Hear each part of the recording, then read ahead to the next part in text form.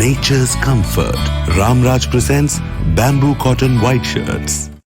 இது போன்ற விஷயங்கள்ல குற்றவாளிகளை பாதுகாப்பதற்கு அரசு போகிறது அப்படின்னா அந்த இடத்துல போய் அவங்கள காப்பாற்ற வேண்டிய தேவை எங்களுக்கு கிடையாது. சிசிடிவி வேலை செய்யலைங்கிறது ஒரு மிகப்பெரிய ஒரு பின்னடைவு. மருத்துவமனைக்குள்ள கத்தி குத்து, பள்ளி வளாகத்துல ஒரு கத்தி குத்து, வங்கி மேலாளருக்கு ஒரு பிரச்சனை, நீதிமன்ற வளாகத்துல குற்றம் செய்வதற்கு துணிகிற அந்த துணிச்சல் வருது பாருங்க தனி மனிதர்களுக்கு. அரசின் மீது பயம் இல்லை. சட்ட ஒழுங்குல குறைபாடு இருக்கு. சட்டமன்றம் உரிய நாட்கள் நடப்பதில்லை, உண்மைதான். நடந்தாதான் நாங்க 10 பிரச்சனை பேச முடியும்.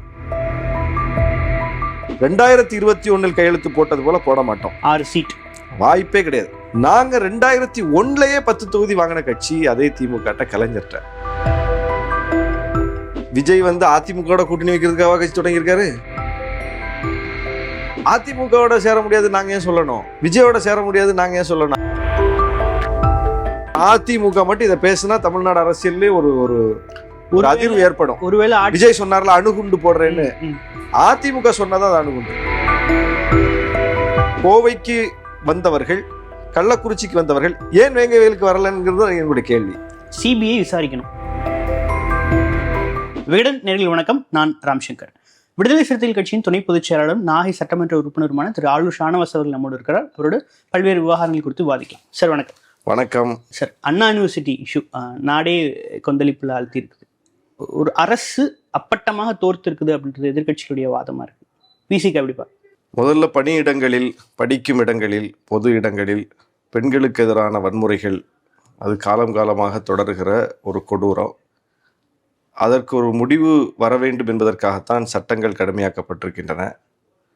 குறிப்பாக படிக்கும் இடங்களில் பெண்கள் மீதான இந்த வன்கொடுமைகள் என்பது மிகப்பெரிய அதிர்ச்சியை தருகிறது. அதுவும் தமிழ்நாட்டு கட்டமைப்பு என்பதே கல்வியால் மேலோங்கி வந்திருக்கிற ஒரு சமூக கட்டமைப்பு. பெண்களுக்கு சொத்தில் சமபங்கு உரிமையை இந்தியாவிலேயே முதலில் உறுதிப்படுத்தி கொடுத்த ஒரு கட்டமைப்பு. பெண்ணுரிமை பேசி பெண்ணிய இயக்கங்களை முன்னெடுத்து பெரிய பெரிய தலைவர்கள் கூட பெண்ணியவாதியாக அடையாளப்பட்ட ஒரு மண். குறிப்பாக பெரியார் அப்படிப்பட்ட ஒரு ஐக்கானாக இருக்கிறார், குறியீடாக இருக்கிறார். அப்படிப்பட்ட ஒரு மண்ணில் நம்முடைய அடையாளமாக இருக்கக்கூடிய அண்ணா பல்கலைக்கழகத்தில் இந்தியாவிலேயே தரவரிசை பட்டியலில் முதலிடத்தை பிடித்திருக்கிற ஒரு சிறந்த கல்வி நிறுவனத்திற்குள்ளே இப்படி ஒரு கொடூரம் நடந்திருப்பது அதிர்ச்சி அளிக்கிறது, வேதனை அளிக்கிறது. அரசு இதில் உள்ள குறைபாடுகளை களைந்து இனி எங்கும் இதுபோல நடக்கக்கூடாது என்கிற நிலையை உருவாக்க வேண்டும் என்பதுதான் எங்களுடைய நிலைப்பாடு. இந்த செயலுக்கு கண்டனம் அப்படின்றது விசிக தரப்புல இருந்து வரலன்றது விமர்சிக்கப்படுது. இது நீங்க எப்படி இதை இனிமே நடக்காம பாத்துக்கோங்க அப்படின்ற புள்ளியில ஒரு கட்சியால் நிக்க முடியுமா? இது இந்த செயலை கட்டிக்கு தானே செய்யறோம். அது ஒரு பல்கலைக்கழக வளாகத்துக்குள் நடந்தது இன்னும் அதிர்ச்சி அளிக்கிறது. அந்த பல்கலைக்கழகத்துக்குன்னு ஒரு மாண்பு இருக்கு, ஒரு மரியாதை இருக்கு. அதை குலைக்கும் வகையில் இப்படி ஒரு செயல் நடந்திருக்குது. ஒரு வெளியில இருந்து ஒருத்தர் ஒரு கேம்பஸுக்குள்ள வந்துட்டு அப்படியே இந்த மாதிரியான ஒரு அத்துமீறல் நடவடிக்கையை செஞ்சுட்டு வெளியே போறாரு அப்படின்னா, தொடர்ச்சியா பண்ணா அது மிகப்பெரிய அதிர்ச்சியான விஷயம். அப்போ அந்த நிர்வாகமும் அதுக்கு பொறுப்பு தான், அரசும் அதுக்கு பொறுப்பு தான். அதுல நமக்கு மாற்று கருத்து இல்லை. ஆனால் அரசு துரிதமாக நடவடிக்கை எடுத்து அவரை கைது செய்து சட்ட நடவடிக்கைக்கு உட்படுத்தி இருப்பது வரவேற்கத்தக்கது. ரெண்டுலேயும் நாங்கள் தெளிவா இருக்கோம். சம்பவத்தை கண்டிக்கிறோம். அப்படிப்பட்ட ஒரு வளாகத்துக்குள்ள இப்படிப்பட்ட நபர்கள் போய் வரக்கூடிய அளவுக்கு அந்த வளாகம் இருந்ததும் கண்டிக்கத்தக்கது தான். அதுல மாற்று கருத்து இல்லை. அரசு எடுத்த நடவடிக்கை சரியாக இருக்குது. இன்னும் எங்கேயும் நடக்காம பார்த்துக்கணும். எந்த கேஸுக்குமே எஃப்ஐஆர் இவ்வளவு அவசரமா அப்லோட் பண்ண மாட்டாங்கன்ற ஒரு குற்றச்சாட்டு, அடையாளத்தோடு அப்லோட் பண்ண மாட்டாங்கன்றது ரெண்டாவது. அடையாளத்தை வெளிப்படுத்தக்கூடாதுங்கிறது சட்டம். இப்போ சட்டமீறலை செய்தது கண்டிக்கத்தக்கது. சட்டமீறலை யார் செஞ்சாலும் அது கண்டிக்கத்தக்கது. முன்னாள் ஐபிஎஸ் அதிகாரியாகவும் இருந்த பாஜக மாநில தலைவர் அண்ணாமலை காவல்துறையை பார்த்து உங்களுக்கு வெட்கமா இல்லையா, இப்படி ஒரு எஃப்ஐஆர் எழுதுறீங்களே, இது ஒரு விரச கதை எழுதின மாதிரி எழுதியிருக்கீங்களே, அது பொதுவெளியில் வெளியிட்டிருக்கீங்களே அப்படின்னு ஆக்ரோஷமா பேசியிருக்கிறார். இல்லை, எஃப்ஐஆர் அவர்களுடைய முதல் அறிக்கை. அவங்க என்ன விவரத்தை சொல்றாங்களோ அதுதானே எழுதுவாங்க. அப்போ அந்த வார்த்தைகளை பயன்படுத்துவதில் கண்ணியமான வார்த்தைகளை பயன்படுத்தி எழுதலாம் அப்படின்னா கூட அவங்களுடைய ஸ்டேட்மெண்ட்டை பதிவு செய்யணும்ல. என்ன நடந்துச்சு அப்படிங்கிறத அவங்க சொல்லும்போது அது ஸ்டேட்மெண்ட்டை திருத்தி எழுத சொல்கிறாரா அண்ணாமலை, வேற எழுத சொல்கிறாரா, அவங்க சொன்னதுக்கு மாற்றாக எழுத சொல்கிறாரா? இப்போ காவல்துறை ஆணையர் அதான் சொல்கிறாரு, அவங்க சொல்கிறத அப்படியே எழுதணும், அதுதான் எஃப்ஐஆர். நம்ம நினைக்கிறதையோ அங்க இருக்கக்கூடிய காவலருக்கு தோன்றதையோ எழுதுறதெல்லாம் எஃப்ஐஆர். இப்ப அண்ணாமலை என்ன சொல்ல வர்றாருங்கிறது தான் இப்ப அண்ணாமலைகிட்ட தான் கேட்கணும். அதை தொடர்ந்து என்ன குற்றச்சாட்டு வைக்கப்படுறது, யாரையும் காப்பாத்த பாக்குறாங்க அந்த ஸ்டேட்மெண்ட்ல. அப்ப யாருன்னாவது நம்ம சொல்லணும், சந்தேகம் இருக்கிறவங்க தான் சொல்லணும் யாரை காப்பாற்ற பார்க்கிறார்கள்.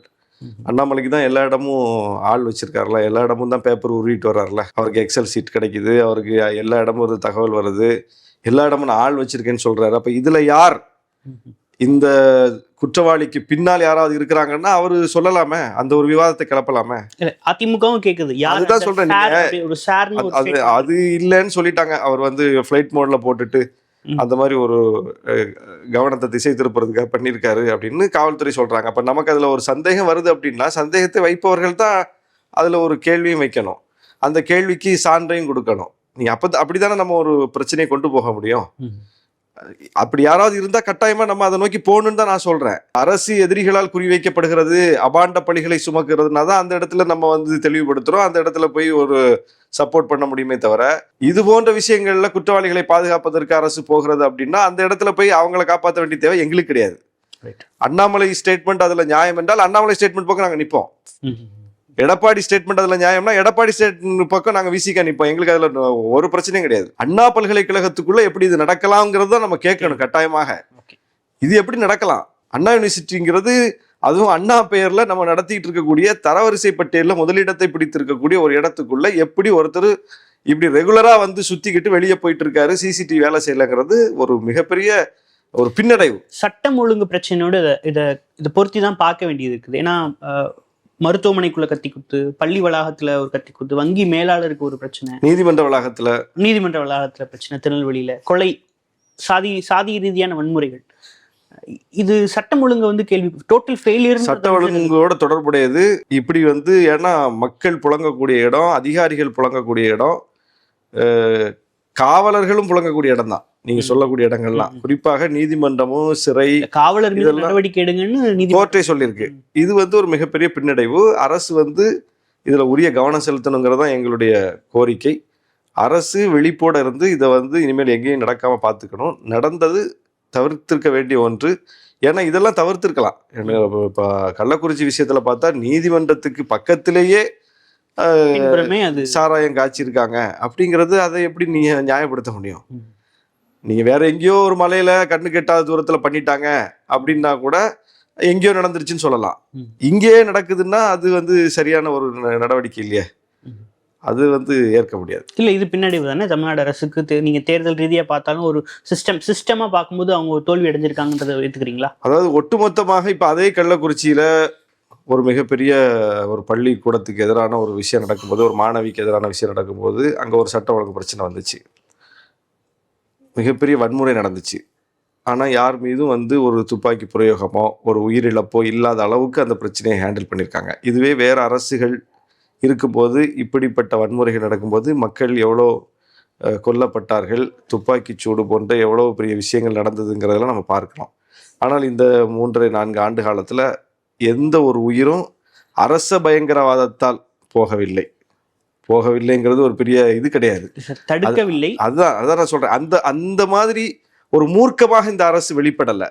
இப்போ சட்ட ஒழுங்கை காப்பாற்றுவதுங்கிற பேர்ல போலீஸு கையில துப்பாக்கியை கொடுத்துட்டு நீங்க என்ன வேணாலும் செய்யுங்கன்னு சொன்னதனுடைய விளைவு தான் தூத்துக்குடி ஸ்டெர்லைட் விஷயத்துல நம்ம பார்த்தோம். போராடிய அமைப்புகள்லாம் அந்த நபர்கள்லாம் குறிவைத்து கொல்லப்பட்டார்கள், அப்பாவிகளாக அந்த போராட்டத்தில் பங்கேற்றவர்களும் கொல்லப்பட்டார்கள். இது மாதிரியான விஷயங்கள் எல்லாம் இந்த முதலமைச்சர் நேரடியாக கண்காணித்து ஒவ்வொன்றையும் எங்கேயும் இப்படிப்பட்ட ஒரு பிழை நடத்தக்கூடாதுங்கிறதுல கவனமா இருக்கார். அது வந்து நம்ம வரவேற்கத்தக்க ஒரு நடவடிக்கை.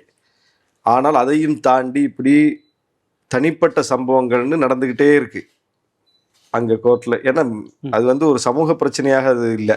நீங்க சொல்ற எந்த பிரச்சனை எடுத்தாலும் அது எல்லாமே தனிநபர் சார்ந்த பிரச்சனைகளாக தான் இருக்குது. குற்றம் செய்வதற்கு துணிகிற அந்த துணிச்சல் வருது பாருங்க தனி மனிதர்களுக்கு, அரசின் மீது பயம் இல்லை, அதுதான் முக்கியமானது இதுல. அப்போ அந்த ஒரு நடவடிக்கை அதை வந்து எதிர்பார்க்குறாங்க. இப்போ கையை கால முறிச்சு விடுறாங்க அல்லது என்கவுண்டர் போடுறாங்கன்னா அதையும் நம்ம அனுமதிப்பதில்லை. அது நம்ம அனுமதிக்க முடியாது. பார்வை எப்படி இருக்குது? அரசின் மீது அச்சமில்லாத சூழல் இருக்குது, ஏத்துக்கிறீங்களா? அதுதான் நீங்க அந்த எக்ஸ்ட்ரீம் நிலைப்பாடு எங்களுக்கு இல்லை. அரசு தோத்து விட்டது, அரசின் மீது அச்சமே இல்லை அப்படின்னு எதிர்கட்சிகள் சொல்றாங்க இல்லையா, அந்த குற்றச்சாட்டு நியாயம் அல்ல. அரசின் மீது அச்சம் இருப்பதனால்தான் சமூக குற்றங்கள் நடக்காம தனி மனித குற்றங்களாக சுருங்கி நிற்கிறது. நடவடிக்கை உடனடியாக உட்படுத்தப்படுகிறது. எங்கேயாவது குற்றவாளி தப்பியிருக்காங்க அல்லது வந்து அவரை பிடிக்கிறதுல தாமதம் இருக்குங்கிற மாதிரி எதுவும் இல்லை. எல்லாம் உடனடியா வந்து கைது செய்யப்படுறாங்க. இந்த சம்பவம் உட்பட நம்ம பார்க்கிறோம். சட்டம் ஒழுங்கு சிறப்பா இருக்கு, தமிழ்நாடு அமைதி பூங்காவா இருக்குன்னு சொல்றாங்க. அதை எப்படி விசிக்க பார்த்தது? இல்ல, சிறப்பாக இருக்கிறது, அமைதி பூங்காவா இருக்கிறதுங்கிறது அது அவங்க ஸ்டேட்மெண்ட். அதுவும் எங்க ஸ்டேட்மெண்ட் கிடையாது. நீ உங்க ஸ்டேட்மெண்ட் என்ன? அதாவது குற்றச்செயல்கள் நடக்குது, ஆனா அது சமூக குற்றங்கள் இல்லை, தனி மனித குற்றங்கள் நடக்குது. அதுவும் நடக்கக்கூடாது, அதுவும் தடுக்கப்பட வேண்டும். அப்பதான் அது ஒரு சிறப்பான சட்டம் ஒழுங்குன்னு நம்ம சொல்லுவோம். ஓகே, அப்போ சட்டம் ஒழுங்குல குறைபாடு இருக்கு, அது சரி செய்யப்படணும். அண்ணாமலை அவருடைய ஆர்ப்பாட்டம் அது இன்னும் அரசுக்கு நெருக்கடி தரும்னு நினைக்கிறீங்களா? ஒரு சாட்டையடி ஆர்ப்பாட்டம் நடத்திருக்கிறாரு. திமுக ஆட்சிக்கு வர வரைக்கும் நான் காலனி அணிய மாட்டேன்னு சொல்லி. அதாவதுங்க, தமிழ்நாடு ஒரு முற்போக்கான மாநிலம், மற்ற மாநிலங்களுக்கு வழிகாட்டக்கூடிய மாநிலம், எல்லாத்துலேயுமே போராட்ட வடிவங்கள்லையும் கூட. அப்போ பெரியார் வந்து உண்ணாவிரதத்தையே வந்து நடத்தக்கூடாதுன்னு சொன்னவர், அதிலே முரண்பட்டார் அவர். அது என்ன உண்ணாவிரத போராட்டம்? எதிரியை நடுங்க செய்யக்கூடிய போராட்டத்தை நடத்தணும். நம்மை வருத்தி கொண்டு ஒரு பிற்போக்கான போராட்ட வடிவங்களுக்குள்ள நம்ம போகக்கூடாது. அப்போ என்னையே நான் சாட்டையில அடிச்சுப்பேன், செருப்பு போட மாட்டேன், இதெல்லாம் ஒரு முற்போக்கான போராட்ட வடிவமா? அரசின் கவனத்தை ஈர்ப்பதற்கு 1000 வழி இருக்கு. இது வந்து அரசின் கவனத்தை ஈர்ப்பதற்கான போராட்டம் அல்ல. இது அண்ணாமலை தன் மீது மற்றவர்களுடைய கவனத்தை ஈர்ப்பதற்காக நடத்துகிற போராட்டம்.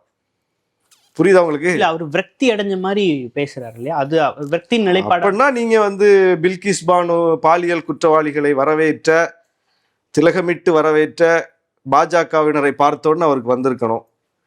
அவர்களை பாதுகாப்பதற்கு பாஜக அரசு செய்த நடவடிக்கையை பார்த்து அவருக்கு வந்திருக்கணும். ஆசிஃபா அதுபோல பாலியல் வல்லுறவு செய்யப்பட்டு கொடூரமாக கொல்லப்பட்ட போது அதில் பாஜகவினர் நடந்து கொண்ட விதத்தை பார்த்து அவருக்கு வந்திருக்கணும்.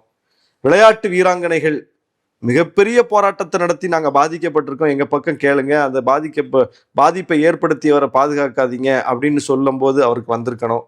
இந்தியா முழுவதும் ஊபியில் ஊனால எவ்வளவு பெரிய பிரச்சனை நடந்துச்சு, அப்போ அவர் வந்து இது மாதிரி ஆத்திரப்பட்டிருக்கணும். சொல்றாரு. அப்படி எங்கேயுமே அவர் ஆத்திரப்படலையே. பேசினா நீங்க வடக்கு தெற்குன்னு இந்தியால தானே இருக்கோம். அவர் தானே ஒரே நாடு, ஒரே தேசம், ஒரே சட்டம்னு எல்லாம் கொண்டு வந்துட்டு இருக்காங்க. நம்ம தமிழ்நாடு அரச பேசினா உடனே வடக்கு தெற்குன்னு வந்துருவாங்க அப்படின்னு அவரு இல்லைங்க. எல்லாம் ஒரே சட்டம் தானே இருக்கு, ஒரே நாடு தானே, ஒரே கான்ஸ்டியூஷன் தானே. அப்போ ஒப்பிட்டு தானே பார்க்கணும். நீங்க ஆத்திரம் வருதுன்னு சொல்றீங்கல்ல, அதனால சொல்றேன். ஏன் அந்த பெண்கள் பாதிக்கப்படலாமா? அப்போ அதை பார்த்து ஆத்திரம் வரக்கூடாதா? இப்போ நமக்கு இதை பார்த்தும் ஆத்திரம் வருது, அதை பார்த்தும் ஆத்திரம் வருது இல்லை? ரெண்டையும் பார்த்து நமக்கு கோவம் வருது இல்லை? ரெண்டையும் வந்து பாதுகாக்கக்கூடிய நடவடிக்கை யார் செஞ்சாலும் அவங்கள கண்டிக்கணும், அது செய்யக்கூடாது அப்படின்னு சொல்றோம்ல. அதுல அதை பாதுகாத்தது வந்து சரிதான், இங்க அப்படி வந்து செய்யறது தான் தவறுன்னு சொல்றோமா, அல்லது இங்க செய்யறது சரிதான் அங்க செஞ்சது மட்டும்தான் தவறுன்னு சொல்றோமா? அப்படி நம்ம பார்க்கலையே. திமுக கூட்டணி கட்சி தலைவரான வேல்முருகன் அவர்கள் வந்து பல்வேறு குற்றச்சாட்டுகளை அரசின் மீது வைக்கிறார். 2 நாள் தான் சட்டமன்றம் நடத்துறாங்க. வட மாவட்டங்கள்ல வந்து உரிய நிவாரண பணம் கொடுக்கறது இல்லை. நான் என்ன சொன்னாலும் அதுக்கு பெருசா மதிக்கிறது இல்லை. என் தொகுதிக்கு எந்த திட்டங்களும் இல்லை. சட்டமன்றத்துல பேச முடியல. பல்வேறு குற்றச்சாட்டுகள். அப்படி எந்த குற்றச்சாட்டுமே விசிகாவுக்கு இல்லையா? நாங்க வந்து எப்பவுமே அந்த எக்ஸ்ட்ரீமும் போறதில்லை, இந்த எக்ஸ்ட்ரீமும் போறதில்லை. விசிக நிலைப்பாடு தான் சரியானது. ஏன்னா எது தவறோ அதை தவறுங்கிறோம், எது சரியோ அதை சரிங்கிறோம். நாங்கள் ஒரு எல்லைக்கு போனால் திரும்ப இன்னொரு எல்லைக்கு நீங்கள் வர வேண்டி வரும். அதனால தான் அந்த எல்லைக்கு போகக்கூடாது. எங்கள் தலைவர் நிதானமாக அணுகக்கூடிய தலைவருங்கிறதுக்கு சான்று பாருங்க. இப்போ இதுலேயே இருக்கு. நாங்கள் வேங்கை வேலை எதிர்த்து போராட்டம் பண்ணது யாரு? விசிக. அந்த இடத்துல வந்து கூட்டணி நாங்கள் பார்த்தோமா? கொடியேற்று பிரச்சனைகள் எங்களுக்கு வரும்போது இன்னொரு கட்சி வந்து எங்களுக்கு போராட்ட வேண்டிய, கேள்வி கேட்க வேண்டிய நிலைமை வந்துச்சா? எடப்பாடி அறிக்கை விட்டு ஏன் இந்த மாதிரி இருக்கு அப்படின்னு கேட்டாரா? இல்லை. நாங்கள் தானே போய் அதை டீல் பண்ணுறோம். கூட்டணியில் இருக்கோம், நம்மளுக்கே கொடியேற்ற முடியலைங்கிறத வெளியே சொன்னால் அது நமக்கு ஒரு பின்னடைவாக போயிடுமே அப்படின்னு எங்கேயாவது சைலண்ட் மோடுக்கு போனோமா? அந்த சண்டையை நாங்கள் தான் நடத்துகிறோம். 8 மணி நேர வேலை 12 மணி நேரமாக மாற்றுறாங்க. வெளிநடப்பு செஞ்சது யார் சொல்லுங்க? எல்லா கூட்டணி கட்சிகளும் பண்ணி இல்லை. அங்கேதான் நீங்கள் வந்து பார்க்குறீங்க பாருங்க. எல்லா கூட்டணி கட்சியும் எங்கே வெளிநடப்பு பண்ணாங்க? எல்லா கூட்டணி கட்சியும் எதிர்த்தாங்க. உள்ள வெளிநடப்பு செய்தது நாங்களும் இடதுசாரிகளும் மட்டும்தான். இப்போ நீங்கள் வந்து அவர் வேல்முருகன் பேசுகிற அளவுக்கு நாங்கள் பேசலைங்கிறீங்க. நாங்கள் தானே அங்கே வெளிநடப்பே பண்ணோம். அப்போ இது எதுல நாங்க விட்டுருக்கோம்னு சொல்லுங்க. சட்டமன்றத்துல பேச முடியலன்றது ஒரு எம்எல்ஏவா நீங்க ஏத்துக்கிறீங்க. இங்க நம்ம சாம்சங் தொழிலாளர்கள் பிரச்சனைக்கு அங்க போனது யாரு களத்துக்கு? கூட்டணி கட்சி தலைவர்கள். கூட்டணி மொத்தமா சொல்லாதீங்க, யார் யாரெல்லாம் போனோன்னு சொல்லுங்க. விசிகா நீங்க உங்க கூட்டணியிலேயே அவங்க பேசுறாங்க, நீங்க பேசலைங்கிறீங்களே. இப்ப அதனால நான் அதை திரும்ப உங்கள்ட்ட சான்றுகளோட கேக்குறேன். எல்லாரும் போனோமா, நாங்க போனோமா? விசிகா போச்சு, மறுக்கல. பெரும்பாலும் 90 விழுக்காடு 99 விழுக்காடு இடதுசாரிகளும் நாங்களும் தான் பிரச்சனைகளை கையில் எடுத்து போராடி கொண்டிருக்கிறோம். அப்ப வேல்முருகன் பிரச்சனை புனைவுன்னு சொல்ல வரீங்க? இல்ல, புனைவுன்னு சொல்ல வரல. அது அவருக்கு தான் தெரியும். அவர் என்ன பிரச்சனை சந்திக்கிறாருங்கிறது அவருக்கு தான் தெரியும். அவர் தான் சொல்றாரு. சட்டமன்ற உறுப்பினரா சட்டமன்றத்துல பேசுவதற்கான வாய்ப்புகள் வழங்கப்படுது. சட்டமன்ற உறுப்பினர் அது கரெக்ட். வருத்தம் இல்ல, வேதனையே இருக்கு எங்களுக்கு.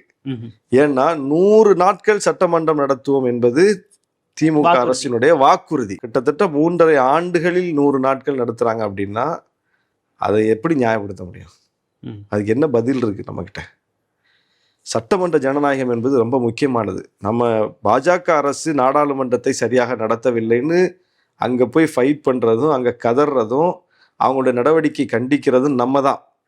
அதனால பாதிக்கப்படுறதும் நம்ம தான்.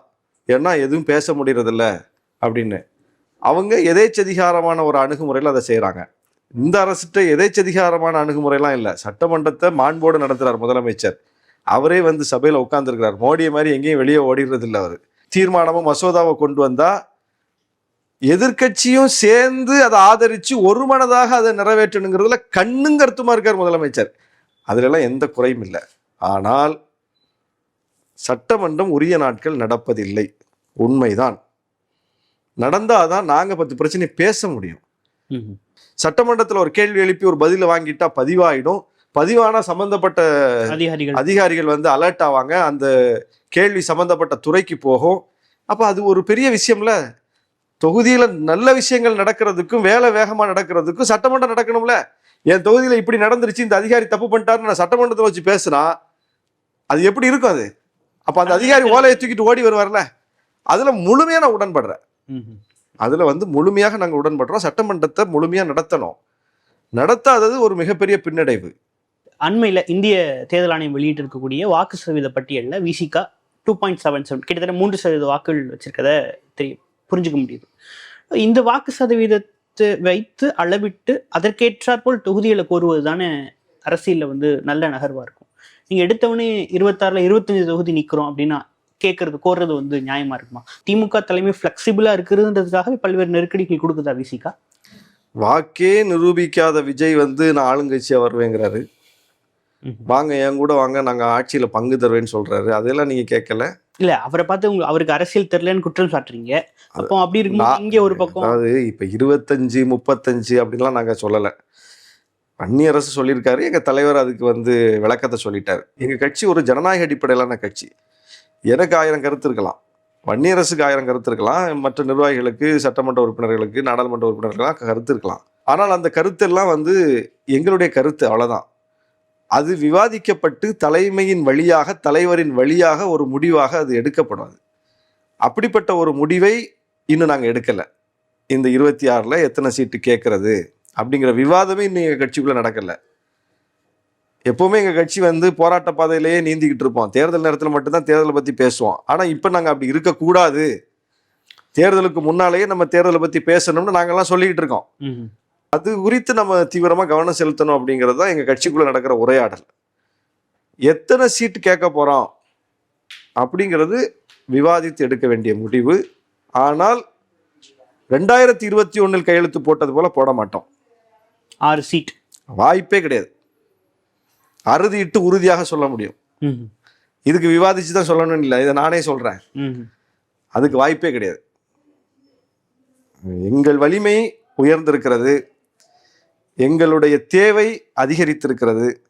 அதை வந்து இருமாப்புல சொல்லலை, நாங்கள் வந்து யதார்த்தத்தை, களத்தை உணர்ந்து சொல்லுகிறோம். கூட்டணி நலனுக்காக தலைவர் அதை ஏற்றுப்பாரோன்ற அச்சம் தொண்டர்கள் மத்தியில் இருக்கிறத நீங்க புரிஞ்சுக்கல. தமிழ்நாட்டில் அன்னைக்கு இருந்த நிலைமை இன்னைக்கு இல்லை. இன்னைக்கு நம்ம வலிமையா இருக்கோம். அதனால இன்னைக்கு இருக்கிற ஆட்சி வந்து பல விஷயங்கள்ல பிஜேபி எதிர்த்து ஃபைட் பண்ணது நாங்க தான் கூட நிக்கிறோமே. இப்போ நாங்கள் ஒரு 4-5 சீட்டு கூட ஜெயிச்சா வந்து என்ன இந்த விஷயத்துல எல்லாம் திமுகக்கு எதிரான நிலைப்பாட்டை எடுத்து பிஜேபியோட சேர்ந்து போறோமா? இல்லைல்ல. இல்லை சார், பாஜக வந்துரும், அதிமுக விஜய் சேர்ந்துட்டாங்கன்னா என்ன பண்றது, திமுகவுக்கு பெரும்பான்மை வேணும், அதனால கூட்டணி கட்சிகளுக்கு கொடுத்த எண்ணிக்கையில கொடுக்கும். அதிமுக பாஜக சேர்வதில்லைன்னு அதிமுக சொல்லிட்டாங்க, பிஜேபியும் சொல்லிட்டாங்க. விஜய் வந்து அதிமுக கூட்டணி வைக்கிறதுக்காக கட்சி தொடங்கியிருக்காரு. இல்லை, அப்படி ஒரு பேச்சு இருக்குல்ல சார், மறுக்க முடியாது. இல்லை, அப்படி அவர் செஞ்சாருன்னா அது எங்களுக்கு இன்னும் சாதகமாக தான் இருக்கும்னு நினைக்கிறேன். ஏன்னா அவர் வந்து நான் 30% ஓட்டு எடுப்பேன், நாங்கள் வந்து ஆட்சியை பிடிக்க போகிறோம், ஏன் கூட வந்து கூட்டணிக்கு வர்ற கட்சிகளுக்கு பங்கு கொடுக்க போறேன்னு அவர் பேசிட்டு இருக்காரு. அப்போ அவர் வந்து அப்படி பேசிட்டு இருக்கவர் போய் ஊழலை எதிர்க்க வந்திருக்கிறேன்னு சொல்றாரு. ஏடிஎம்கேயோட போய் கூட்டணி சேர்ந்தாருன்னா அது வந்து நாம் தமிழருக்கு தான் வலு சேர்க்கும். ஏன்னா இந்த இளைய வாக்காளர்கள் திமுக வேணாம் அதிமுக வேண்டாம் நினைக்கக்கூடியவர்கள், திமுக வேணாம் நினைக்கக்கூடியவங்க போய் வந்து அதிமுக வேணாம் நினைக்கக்கூடியவங்க, 2 கட்சி ஆட்சி வேணாம் புதுசா ஒருத்தர் வரணும்னு நினைக்கக்கூடியவங்க போய் அப்புறம் எப்படி விஜய்க்கு போடுவாங்க? அந்த கேள்வி இருக்குல்ல. அதனால 26ல திமுக வெற்றி வாய்ப்பு பிரகாசமா இருக்கு. அதனால விசிக 20 திமுகவே உறுதிப்படுத்தியாச்சே, 200 தொகுதிகளுக்கு மேல் வெல்லுவோம்னு முதலமைச்சர் சொல்லிட்டாங்க. எந்த நம்பிக்கையில சொல்றாங்க? கடந்த 2021 கையெழுத்து போட்ட மாதிரி போட மாட்டோம், அப்படி ஒரு நிலை வராது அப்படின்னு ஏன் உறுதியா சொல்ல முடியுது அப்படின்னா 2026 தேர்தலில் இந்த அணி வந்து கட்டாயம் வெற்றி பெற போகிறது அப்படிங்கிறது வெட்ட வெளிச்சமா தெரிஞ்சிச்சு. ஒண்ணு, நாங்க 2001லயே 10 தொகுதி வாங்கின கட்சி அதே திமுக கலைஞர்கிட்ட. 2021 தான் எக்ஸப்ஷன். அதுக்கு 20 ஆண்டுகளுக்கு முன்னால் 10 தொகுதிகள் வாங்கிய கட்சி. 2011 தேர்தலில் 10 தொகுதிகள் கலைஞர்கிட்ட வாங்கிய கட்சி. எங்களுக்கு உரிய இடம் என்ன என்பது எல்லாருக்கும் தெரியுது. இன்னைக்கு அரசியல்ல 6 தொகுதிகள் விசிகாவுக்கு குறைவு என்பதை திமுக தோழர்கள் கூட ஒப்புக்கொள்கிறார்கள். அதிமுக இருக்கு, விஜய் இருக்குன்ற ஆப்ஷனால டிமாண்ட் இன்க்ரீஸ். இல்ல நாங்க போன முறையா நாங்க கேட்க தானே செஞ்சோம். சரி, 24ல நாங்க என்ன டிமாண்டே வைக்காம போய் கையெழுத்து போட்டோமா? 4 சீட் கேட்டீங்க. ஆமா, அந்த ஒரு ஃபைட்டை நாங்க நடத்த தானே செய்யறோம். ஏடிஎம்கேயும் விஜயும் நீங்க ரூல் அவுட் பண்ணிட்டீங்களான்னு கேட்கறேன். அது எங்க ஆப்ஷன்ஸே கிடையாது. நாங்க அவங்க பக்கம் திரும்புறதுக்கான வாய்ப்பு. பாமகவையும் பாஜகவையும் ரூல் அவுட் பண்ணிருக்கோம். இவங்க 2 பேரும் ரூல் அவுட் பண்ணல. இன்னும் தேவையில்லையே, நாங்க ஏன் பண்ணணும்? இல்ல சார், நாங்க யாரோட சேர முடியாதுங்கிறத சொல்ல முடியும். சேர முடியாதுங்கிறத சொல்லிட்டோம். அதிமுகவோட சேர முடியாது நாங்க ஏன் சொல்லணும்? அது ஒரு ஜனநாயக கட்சி அல்லவா. விஜயோட சேர முடியாது நாங்க ஏன் சொல்லணும்? அது ஒரு ஜனநாயக கட்சி அல்லவா. அவங்க சாதியவாதத்தை மதவாதத்தை வெளிப்படையா வச்சு அணி திரட்டல் செஞ்சு மக்களுக்கு எதிரான ஒரு வகுப்புவாத அரசியலை செஞ்சா நாங்க அவங்களோட சேர மாட்டோம்னு சொல்லலாம். அவங்க அப்படி ஒரு அரசியல் செய்யறது. காலச்சூழலை பொறுத்து கூட்டணி அமையும்னு எடுத்துக்கலாமா? அதெல்லாம் நம்ம சொல்ல முடியாது. நீங்க என்ன கேட்டீங்க, ஏன் பிஎம்கே பிஜேபி லிஸ்ட்ல இவங்களை வைக்கலன்னு. வைக்க வேண்டிய தேவையில்லை. கூட்டணி வைப்போமா வைக்க மாட்டோமான்னா கூட்டணி வைக்க வேண்டிய தேவை இப்ப இல்ல. இப்ப நாங்க திமுக கூட்டணியில இருக்கோம். ஓகே சார், டுவர்ட்ஸ் 26 போகும்போது 26ல தான் சொல்லிட்டோமா. 26ல நாங்க திமுக கூட்டணி தானே. இந்த 6 சீட் அந்த கதை இனி ஆகாதுன்னு சொல்லிட்டீங்க. ஆட்சி அதிகாரத்துல பகிர்வுன்ற கோரிக்கைக்கும் அந்த மாதிரி நிலைப்பாடு எடுக்கிறீங்களா, இல்ல அது கருத்தியல் மட்டும்தானா? அது நாங்க மட்டும் எடுக்க முடியாதுல்ல.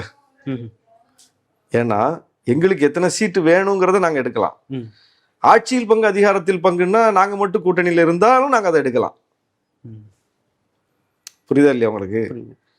டேபிள்ல வச்சு பேசக்கூடிய அளவுக்கு கூட்டணியில ஒரு நிலைமை உருவாயிருக்கா, எதிரில் ஒரு நிலைமை உருவாயிருக்கான்னு பார்த்தா உங்க பேட்டியில இந்த வாரமே அதிமுக இந்த பேச்சே பேசக்கூடாதுன்னு சொல்லுது. திமுக கூட அப்படி சொல்லல. ஆனா பேச வேண்டிய கட்சி அதிமுக தான். அதிமுக மட்டும் இதை பேசுனா தமிழ்நாடு அரசியல்ல ஒரு அதிர்வு ஏற்படும். ஒருவேளை விஜய் சொன்னார்ல அணுகுண்டு போடுறேன்னு, அதிமுக சொன்னாதான் அது அணுகுண்டு. ஆட்சி அதிகாரத்தில் பங்கு தரோன்னு அதிமுக சொன்னா கூட்டணிகள் மாறுமா, சினாரியோ மாறும்னு நினைக்கிறீங்களா? இல்ல, ஒரு அதிர்வு ஏற்படும், கட்டாயமா அதிர்வு ஏற்படும். அதிமுக அதை சொல்லணும்.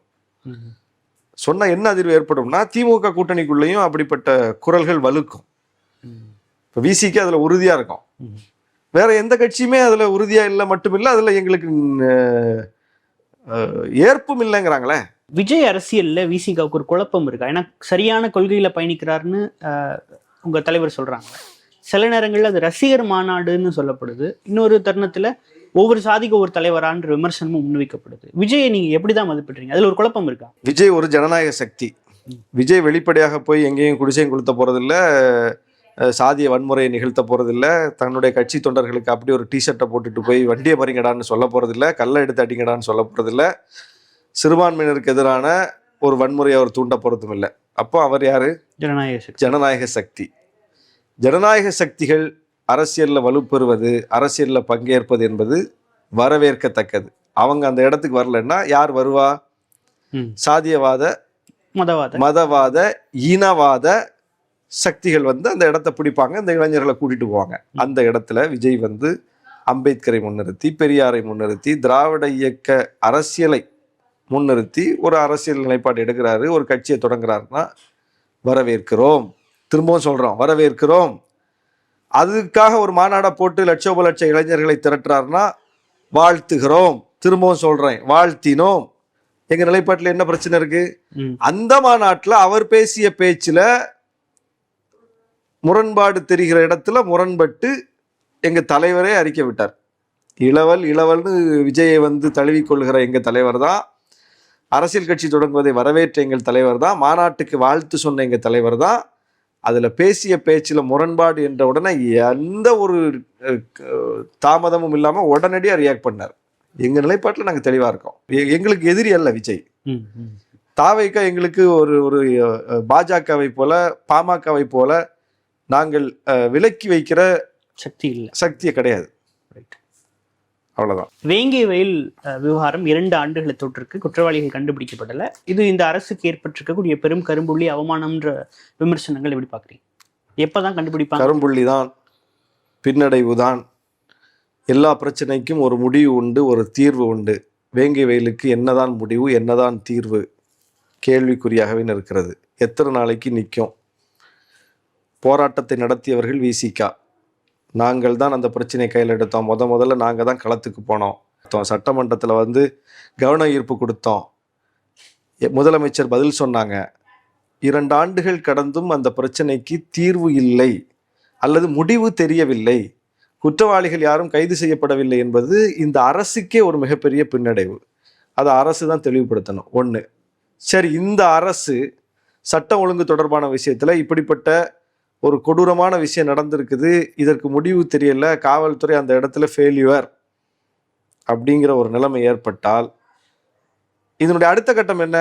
இந்த அரசிட்டே தொங்கிக்கிட்டு நிற்போமா அல்லது இதுக்கு அடுத்த இடத்துக்கு போவோமா? இப்போ கள்ளக்குறிச்சியில காவல்துறையினுடைய விசாரணை போக்கு திருப்தி இல்லை, எங்களுக்கு உடன்பாடு இல்லை என்று சொன்னோன்னா அடுத்தது மாற்று குரல் என்ன வந்துச்சு? மைய புலனாய்வுத்துறை வந்து இதை விசாரிக்கணும் அப்படின்னு சொல்லி வந்துச்சுல்ல. மைய புலனாய்வுத்துறைக்கு இப்போ போயிடுச்சு இல்லை. கோவை வந்து கேஸ் சிலிண்டர் அந்த கார் வெடிப்புல ஒரு சம்பவம் நடந்துருச்சு.